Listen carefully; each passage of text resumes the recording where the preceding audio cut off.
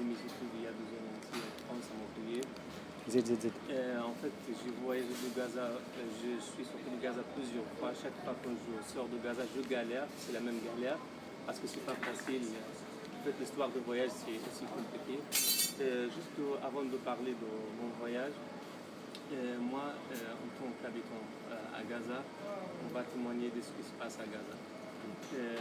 Le peuple palestinien a connu beaucoup en fait, des conditions de vie invivables, difficiles, des catastrophes pendant sa lutte contre les pratiques de l'occupation israélienne, quelles que soient ces pratiques violences physiques ou psychologiques.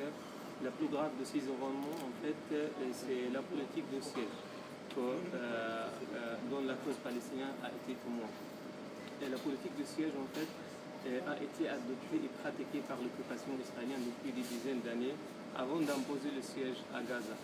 Parce que déjà, ils ont divisé entre les Palestiniens, entre les frères et les cousins palestiniens. Ils ont divisé, ils ont mis Gaza à côté, dans un autre coin la Cisjordanie et dans un autre coin les Arabes de 48. Déjà, les Arabes de 48, ils portent la nationalité, le passeport israélien, mais ils ne sont pas aussi privilégiés comme Israéliens. Il y a aussi les Cisjordaniens qui sont aussi, les régions de la Cisjordanie sont divisées entre les zones A et les zones B et les zones C. Il y a les murs de séparation, il y a les checkpoints. Et du coup, cette politique a été adoptée pour diviser la Palestine et pour que tout le monde oublie la cause palestinienne, et que la cause palestinienne soit faite.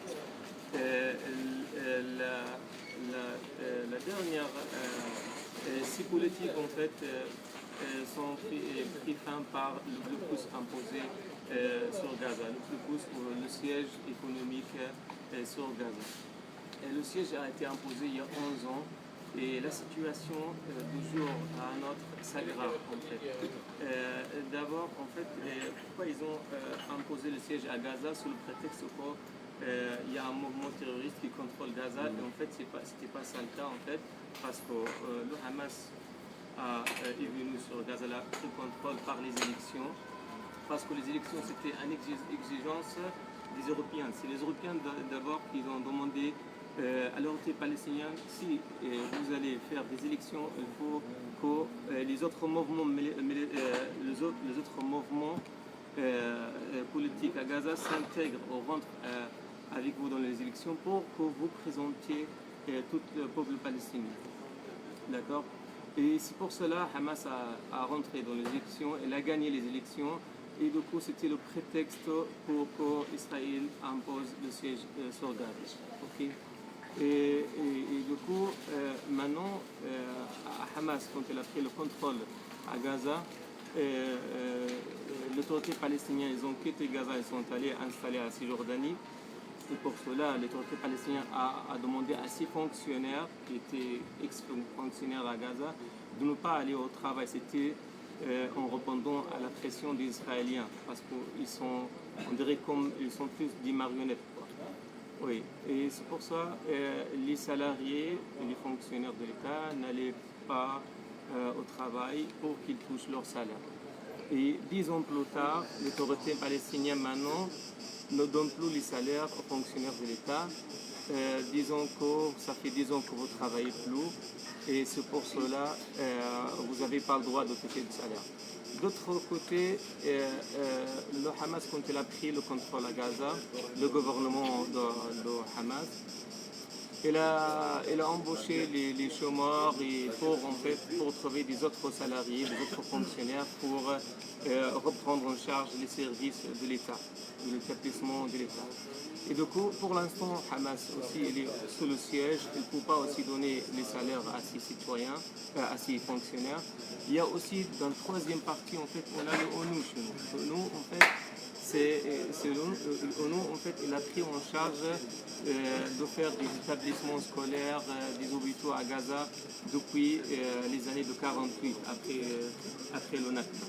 Et aujourd'hui, on était tous surpris par des nouvelles qui disent qu'ils ont licencié 1000 salariés de l'ONU, en fait.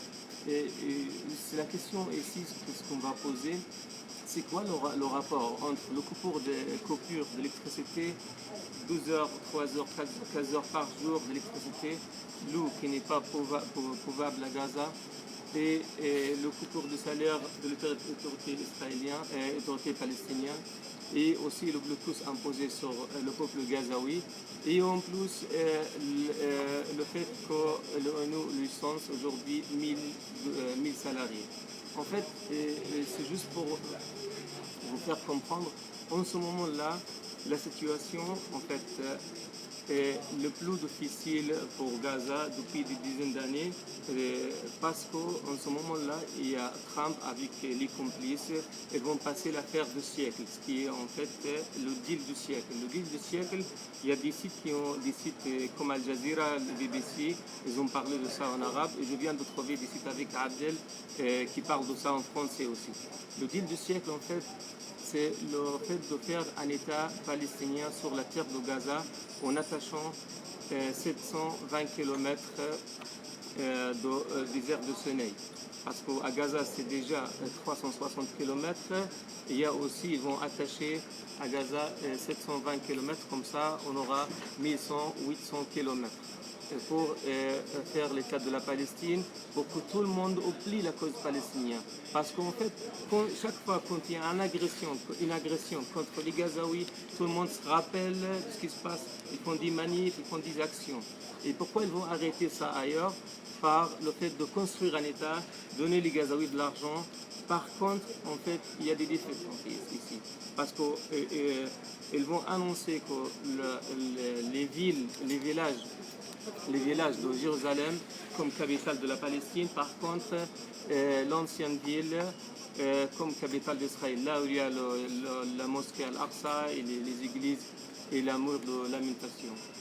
Et c'est pour ça les Palestiniens, ils ont réagi et en même temps que les Israéliens ils étaient en train d'oppresser les Gazaouis et les Cisjordaniens et de mettre la pression au fond sur les Gazaouis pour qu'ils acceptent les coupures du salaire, l'eau n'est pas pouvable, pas d'électricité, des passages pour les marchandises qui sont fermées tout le temps et d'autres questions, la situation humanitaire qui était détériorée ici. Et du coup, les Gazaouis, ils voulaient répondre à cette question, à cette cause. Comment doit-on réagir? On a décidé de faire la grande marche de retour parce qu'on ne voulait pas exploser comme on voulait qu'on fasse en fait. On voulait juste exploser, mais d'une manière pacifique. C'est ça en fait qui était le contre. C'est pour ça que tout le monde était surpris de ce qui se passe à Gaza. On a fait la grande marche de retour, sauf que les Israéliens prennent toujours, ils essaient de rattraper toujours les informations pour les détourner et détourner les faits en leur faveur. Sauf que les Palestiniens ils ont continué, la première fois ils sont allés à la frontière, deuxième fois, troisième fois, et ça fait 3 mois qu'on aille à la frontière sans arrêt. Et le but en fait de la grande marche de retour, déjà on l'a fait d'une manière à coïncider de la jour de la terre, c'est le jour de Nakba, la commémoration de Nakba de 48, et aussi d'une manière à coïncider le jour de le transfert de l'ambassade américaine de Tel Aviv à Jérusalem. Et ce qui était le 15 mai, dans ce jour-là, il y avait presque soixantaine de morts. Et en plus, la grande marche de retour, on a insisté que cette action soit pacifique. Tout le monde sont allés à la frontière, désarmés, même quelles que soient nos couleurs politiques. On est allés tous ensemble, des femmes, des enfants, des familles, des hommes à la frontière. Et on m'a posé la question, pourquoi vous êtes allés à la frontière, pourquoi vous étiez nombreux? Parce qu'en fait, je vais dire juste ici un truc, c'est que quand on est allé à la frontière, c'est parce qu'on n'avait rien à perdre à Gaza. le chômage, le taux de chômage il est vraiment monté, même les salariés ne touchent pas de salaire, les malades ils ne peuvent pas suivre un traitement, les écoles ne peuvent pas aller à l'école parce qu'ils n'ont pas de l'argent pour y aller, les familles ils ont arrêté d'envoyer leurs enfants à l'université et à la crèche par exemple, et c'est pour ça quand on est allé à la frontière, on n'avait rien à perdre en fait, ni des voitures, ni des maisons, ni des faits. Les familles, on a pris les familles avec nous à la frontière, c'est pour ça qu'on est allé à la frontière. Et je veux juste vous raconter un truc, on avait les vendeurs de glace avec nous, c'était rigolant, vous avez peut-être vu sur la télé. On a pris aussi le vendeur des noisettes à la frontière, on a pris le vendeur de sandwich pour qu'on puisse dormir là-bas. Sauf que les Israéliens voulaient détourner les fêtes en disant que oui, c'est juste le terroriste qui vous dirige vers les frontières. Et par contre, nous, on a fait ça pour casser l'argument qui disent toujours que les Israéliens justifient leurs agressions, disant que Gaza c'est une région déstabilisée, c'est juste ceux qui contrôlent Gaza c'est des terroristes, même les Gazaouis sont des terroristes. Donc on voulait changer cette image devant tout le monde. On voulait changer cette... Et en plus on a parié sur vous, les militants qui sont ailleurs. Pourquoi? Parce que sans vous, la situation serait plus pire en fait. Pourquoi? Parce que on savait, si on fait cette action, que vous êtes là, vous êtes sur les médias, vous êtes là, vous allez réagir tout de suite. C'est ça ce qui est passé. Je voulais juste témoigner d'un petit passage, d'un petit moment que j'ai vécu à Gaza. Et une fois, après juste le mois de Ramadan, moi j'ai pris ma famille pour aller se détendre à la plage. On a loué un chalet, c'était ma première fois à Gaza de louer un chalet. Et pour toute ma famille, on est allé. C'était vers 20h le soir. On a fait à manger, on était très contents. Et on a joué sur la télé, on a joué sur les jeux sur la télé, on a regardé les matchs, après on a mangé, on a fait les enfants dormir après. Et 1h du matin, 1h30, et soudain la situation était calme depuis quelques jours. Sauf qu'en ce moment-là, on était à la plage dans le chalet, les bombardements ils ont commencé parce qu'en fait les bombardements parfois on ne prévoit pas quand il y aura des bombardements ou pas. En fait c'est ça le problème. Et du coup on était à la plage et dans le chalet, on ne savait pas quoi faire. Les bombardements c'était juste à côté, à centaines de mètres en fait. Les enfants se sont réveillés et tout le monde a commencé à crier, les femmes, les enfants. Et moi, en tant qu'homme, je ne savais pas quoi faire en fait. J'ai pris mes enfants à côté de moi, mais en fait le chalet, vous savez, il n'est pas bien protégé, quoi. C'est pas comme les maisons. Même si, par exemple, parfois s'il y a des agressions en ville, il y a quand même des gens. Et ça sera plus simple pour toi, parce qu'il y a des autres comme toi. S'il y a des attaques à côté de toi, tu peux aller de l'autre côté. Mais à la plage, c'est vide en fait.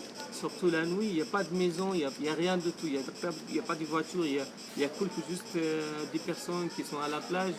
Et le problème, c'est qu'on ne peut rien faire là. C'était vraiment dangereux. On servait toute la nuit, les enfants étaient plaqués comme ça, toute la nuit, ils ne pouvaient rien faire. Et le lendemain, le matin, on est rentré à la maison. Un jour plus tard, j'étais à l'extérieur. Je suis rentré le soir, vers 11h le soir, 23h. Et j'ouvre la porte et je trouve que la porte de ma maison, elle était coincée. Mais pourquoi la porte est coincée? Mon appart il est tout neuf. J'ouvre la porte et la porte elle est coincée. Il y a quelque chose derrière. Et je rentre, et j'ai fait un petit passage comme ça. Je rentre à l'intérieur. J'ai trouvé mon fils qui a 8 ans. Il était assis comme ça derrière la porte. Comme ça, il avait peur. Quand je suis rentré, j'ai réveillé ma femme. Mais qu'est-ce qu'elle a? Pourquoi il s'est assis comme ça derrière la porte? Il m'a dit, je ne savais pas en fait. Il y avait 1 heure qu'il s'est réveillé pour aller aux toilettes. Et il est venu pour dormir chez moi. Moi, je lui ai demandé d'aller dormir dans sa chambre. Et le mec, à cause de ce qui est passé il y a une nuit ou 2 nuits, le mec il était vraiment traumatisé et il a resté presque 1 heure, même il a dormi derrière la porte comme ça.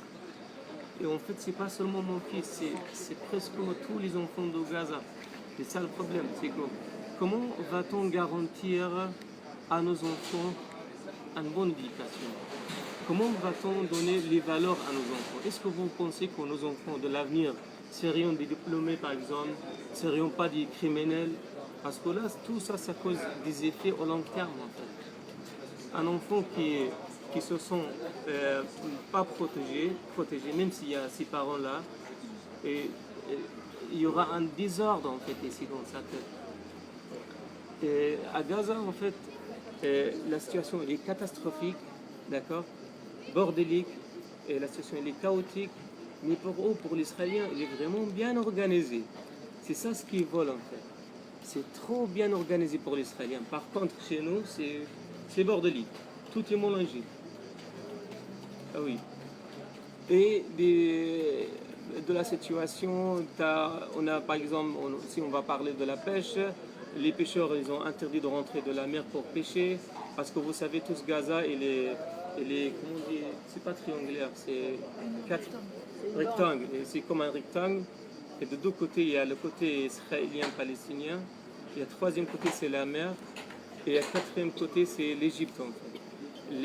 Déjà, le premier côté, c'est la mer. On est interdit de rentrer que quelques kilomètres en fait. Et le deuxième, troisième côté, c'est le côté israélien. Il y a les fils barbelés en fait. Il y a à l'intérieur des fils électriques. Du coup, on est interdit de rapprocher même pas. Il y a 1 kilomètre ou 1 kilomètre et quelques. On est interdit. C'est la zone d'interdiction, il l'appelle. On est interdit de rentrer cette zone. C'est avant les barrières en fait. Et le quatrième côté, c'est le côté égyptien. Malheureusement, l'Égyptien, toujours, il répond et il accepte les agressions, les pressions et les demandes d'Israël de fermer les frontières, d'ouvrir les frontières. Et si vous voyez par exemple sur la télé que l'Israélien te dit oui, bah voilà, on laisse passer les camions de la marchandise à Gaza, c'est vrai, mais c'est pas vrai quand même. Parce que nous, les camions qu'on voit sur la télé, en fait, c'est des camions de gazose, de chocolat, c'est pas des camions de médicaments, c'est pas des camions qu'on a des choses qu'on a besoin pour notre vie nécessairement en fait. Déjà, on n'a pas de l'argent pour acheter ces marchandises en fait. On a besoin des choses nécessaires pour notre vie, comme des médicaments, l'alimentaire, le sucre, le sel, la farine, et ça, c'est ça ce qui nous manque en fait. Par contre, tu rentres dans un supermarché, tu trouves des dizaines de types de chocolat, de gazeuses qui est boycotté ici en France et qu'on n'a pas le choix en fait pour consommer les produits israéliens. C'est ça ce qui est grave. Et la situation s'aggrave toujours un jour et la souffrance elle est toujours plus grande qu'avant.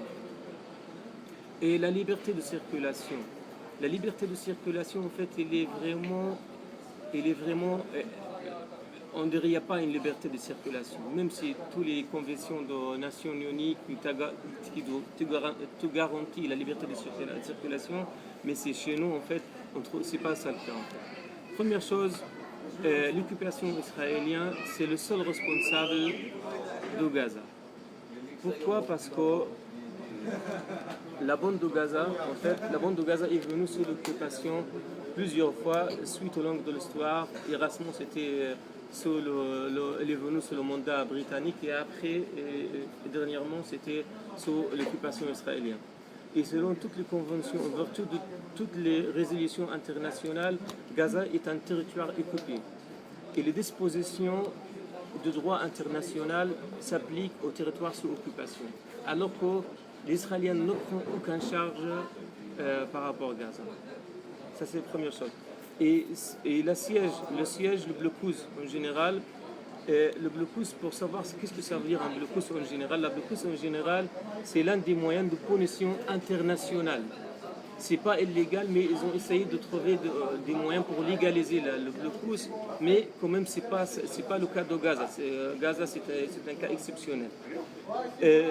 Et la façon dont les pays peuvent avoir, les organisations internationales de recourir dans les relations internationales, en fait, selon cette définition, le siège est à l'origine dirigé contre un État ou un ennemi, en fait, contre un État ou contre un régime, c'est pas contre un peuple. Et c'est ce qu'on voit ici à Gaza, c'est contre un peuple, en fait. Si tu fais le blocus contre le régime de Hamas, pas que tu laisses les citoyens partir, que tu laisses les citoyens aller suivre leur traitement ailleurs. On a tous, par exemple, par rapport à l'assurance maladie, on a tous le droit de suivre un traitement à l'extérieur de la Palestine au cas où on ne trouve pas le moyen de suivre ce traitement à Gaza ou dans les territoires palestiniens. Sauf qu'on ne peut pas le faire. Pourquoi? Parce qu'il y a une interdiction de circulation. Pourquoi? Parce que le blocus ici, il est contre le peuple gazaoui, c'est pas contre le régime. C'est ça ce qui est illégal. Même s'ils ont essayé de légaliser, le blocus pour qu'il soit, sous le prétexte qu'il soit contre un régime ou contre un État, mais ici c'est pas contre un régime, c'est pas contre un État. D'accord? Juste un moment. Oui. Oui, et du coup, les événements à Gaza, ils ont pris fin avec la manif de retour, la grande marche de retour, et aussi, le plus grave, de l'ouverture. Enfin, avant, quand ils ouvrent les frontières, on a dit heureusement qu'ils ouvrent les frontières. Mais maintenant, c'est malheureusement qu'ils ouvrent les frontières pour que les passagers quittent Gaza. Pourquoi? Parce qu'ils ont ouvert les frontières dans le moment que la pression est au fond sur les Gazaouis. C'est-à-dire, il n'y a pas d'argent, il n'y a pas de moyens, il n'y a rien de tout. Et du coup, les gens, ils ont commencé à quitter Gaza. Même si je parle des gens qui quittent Gaza, mais ce n'est pas tous les Gazaouis, parce que ceux qui quittent Gaza, c'est les gens qui ont de moyens. C'est qui? C'est les fonctionnaires, c'est les gens diplômés, parce qu'ils savent quoi faire à l'extérieur. Ce n'est pas les pauvres, en fait. D'accord? Les gens qui sont diplômés de la France, de l'Europe. Pourquoi? Parce qu'ils ont une place à revenir. Par exemple, moi j'ai fait mes études en France. Si un jour je pense à quitter Gaza, je vais tout de suite penser à revenir, à rentrer en France. Par contre, quelqu'un qui n'a jamais sorti de Gaza, c'est pas facile pour lui de penser de sortir de Gaza. Et c'est ça qui s'aggrave la situation en plus. Pourquoi? Parce que les gens là, c'est des fonctionnaires. C'est les gens qu'on a besoin en fait pour notre vie. C'est les médecins, c'est les profs. Parce qu'il y a des ans qu'on ne faisait pas les études de médecin chez nous dans l'université, mais maintenant on le fait. Mais les fonctionnaires, les personnels, les médecins de peuple, c'est un terrain de rien. Les impact du César. Pour que tout le monde sache ça, que la santé d'une